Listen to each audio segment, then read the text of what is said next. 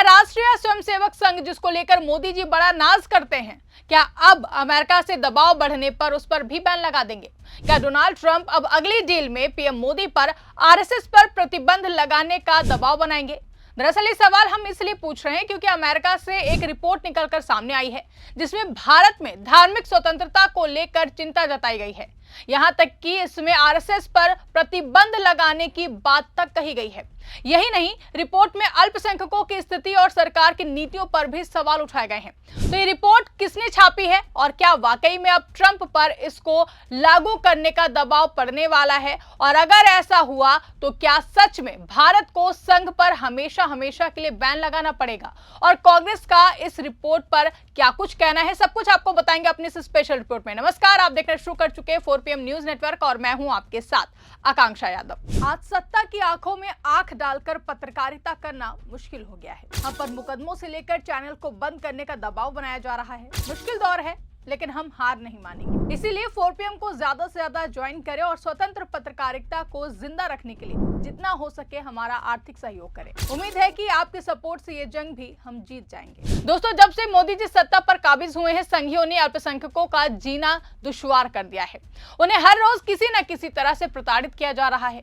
उनको गाय नाम पर लिंच कर देना, नेताओं द्वारा उनके खिलाफ खुलकर नफरती बयान देना, किसी की दुकान का नाम बदलवा देना, उनको पकड़कर जबरन जय श्री राम का नारा बुलवाना, अब ये सब बहुत ही आम बात हो गई है। ऐसा करने वालों को भले ये लगता हो उन्होंने देशभक्ति का बहुत बड़ा काम कर दिया हो, लेकिन सरकार से संरक्षण मिल जाता होगा भले ही उन्हें, लेकिन दुनिया इन चीजों को अच्छे से नोटिस करती है। जब क्रिसमस डे पर हुड़दंगई और गुंडागर्दी की जाती है, वो सारी वीडियो विदेशों तक वायरल होती हैं। विदेश में बैठी संस्थाएं भी देखती हैं कि भारत में अल्पसंख्यकों के साथ कैसा व्यवहार किया जा रहा है। इसी तरह से अमेरिका की एक सरकारी संस्था है धार्मिक स्वतंत्रता आयोग, जिसको USCIRF के नाम से भी जाना जाता है। ये एक स्वतंत्र और डेमोक्रेट और रिपब्लिकन दोनों पार्टियों का समर्थन करने वाला अमेरिकी सरकारी आयोग है। इस आयोग का काम दुनिया भर में धार्मिक आजादी की स्थिति पर नजर रखना और अमेरिका की सरकार को सलाह देना है कि किन देशों में धार्मिक स्वतंत्रता का उल्लंघन हो रहा है और वहां अमेरिका को कैसी नीति अपनानी चाहिए। इसमें डेमोक्रेट और रिपब्लिकन दोनों पार्टियों के लोग शामिल होते हैं, इसलिए इसे किसी एक पार्टी का आयोग नहीं माना जाता है। अब इसी आयोग ने अपनी 2026 की वार्षिक रिपोर्ट जारी की है, जिसमें साल 2025 के दौरान दुनिया भर में धार्मिक स्वतंत्रता की स्थिति का आकलन किया गया है।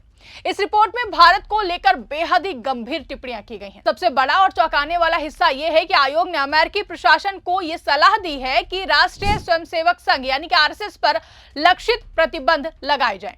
रिपोर्ट में कहा गया है कि आरएसएस भारत में धार्मिक स्वतंत्रता के उल्लंघनों के लिए जिम्मेदार विचारधारा को बढ़ावा देता है और ऐसी घटनाओं को सहन करता है।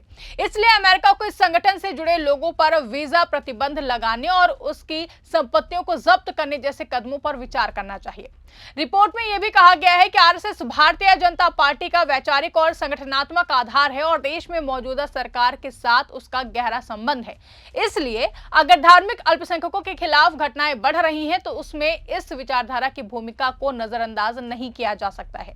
आयोग ने अपनी रिपोर्ट में साफ लिखा है कि भारत में साल 2025 के दौरान धार्मिक स्वतंत्रता की स्थिति पहले से भी ज्यादा खराब हुई है और अल्पसंख्यकों, खासकर मुस्लिम और ईसाई समुदाय को निशाना बनाने वाली घटनाओं में बढ़ोतरी देखी गई है। USCIRF की रिपोर्ट में कई ऐसी घटनाओं का जिक्र किया गया है जिसको आधार बनाकर यह कहा गया है कि भारत में धार्मिक अल्पसंख्यकों के खिलाफ माहौल लगातार खराब हो रहा है।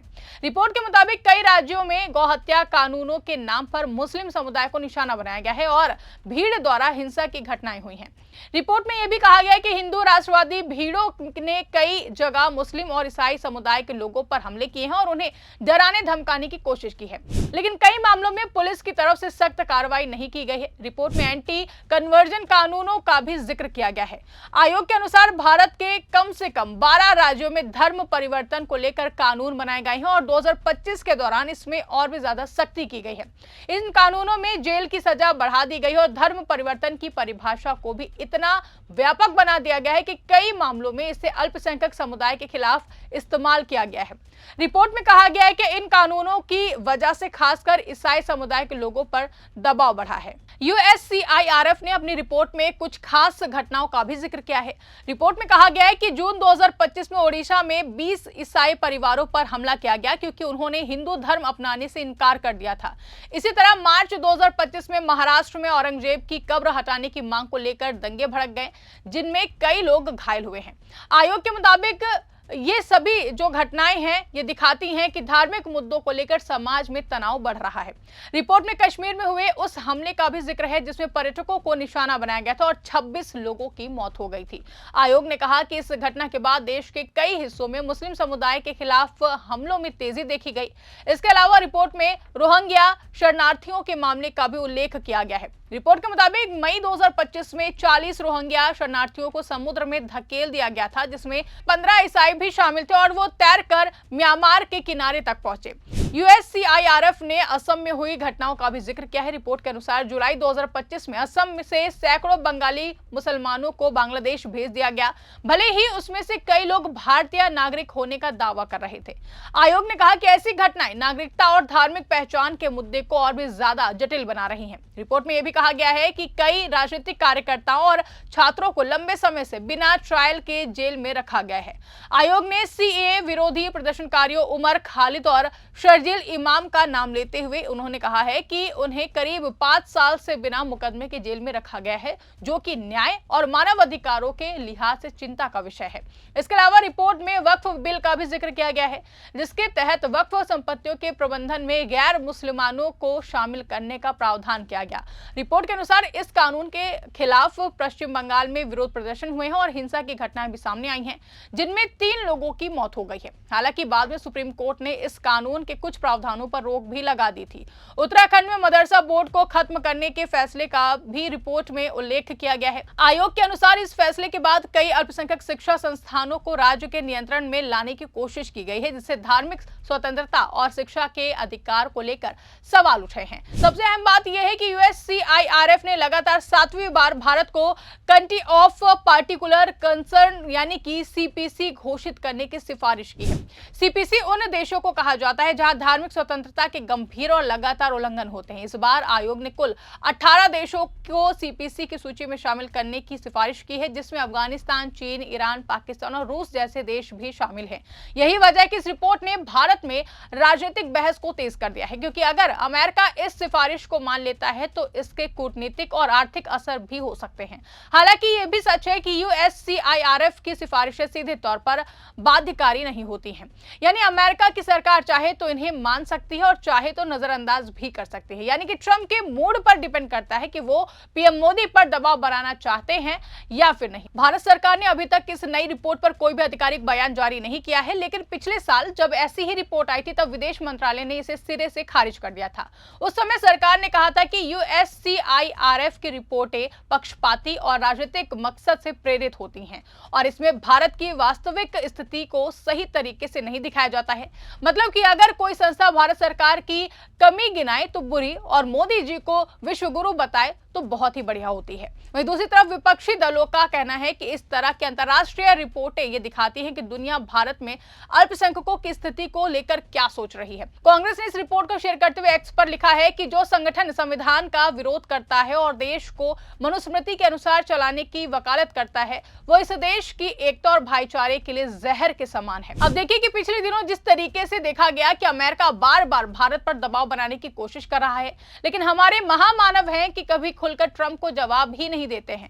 ट्रंप की तरफ से कभी टैरिफ लगा दिया जाता है तो कभी ट्रेड डील में अपनी तरफ से शर्तें मनवा ली जाती हैं, तो कभी अमेरिका भारत को यह बताता है कि वो किससे कच्चा तेल खरीदना है उसे और किससे नहीं खरीदना है। लेकिन अब ट्रंप को यह सलाह दी गई है कि वो उस संघ पर बैन लगा दे जिससे खुद नरेंद्र मोदी का गहरा और पुराना नाता है, जिस संघ को मोदी जी अपना सब कुछ मानते हैं, दिन रात तो उसके कहने पर काम करते हैं, उस पर क्या ट्रंप कभी बैन लगा सकते हैं? यही सवाल इस वक्त उठ रहा है। सवाल यही है कि क्या सच में अमेरिका के दबाव में आकर भारत जैसे बड़े और संप्रभु देश में किसी संगठन पर प्रतिबंध लगाया जा सकता है। हकीकत यह है कि USCIRF जैसी संस्थाएं सिर्फ सिफारिशें देती हैं, अंतिम फैसला तो अमेरिकी प्रशासन को ही करना होता है। और उससे भी बड़ा सच यह है कि किसी भी विदेशी देश की सलाह पर भारत सीधे अपने अंदरूनी संगठनों पर कार्रवाई कर दे, ऐसा कूटनीतिक तौर पर बहुत ही मुश्किल माना जाता है। फिर भी इन रिपोर्ट का असर पूरी तरह नजरअंदाज नहीं किया जा सकता है, क्योंकि इससे अंतर्राष्ट्रीय स्तर पर भारत की छवि और विदेश नीति पर दबाव जरूर बनता है। अब देखना यह होगा कि ट्रंप इस रिपोर्ट को लेकर कोई कार्रवाई करते हैं या फिर नहीं, और भारत की तरफ से इस पर क्या प्रतिक्रिया सामने आती है। इस पूरे मामले को लेकर आप क्या सोचते हैं, आपकी क्या राय है, कमेंट करके हमें जरूर बताइएगा। अगर वीडियो पसंद आई हो तो वीडियो को ज्यादा से ज्यादा लाइक और शेयर करना ना भूलें। चैनल पर नए हैं तो चैनल को सब्सक्राइब जरूर कर ले और देखते रहिए 4 PM न्यूज नेटवर्क।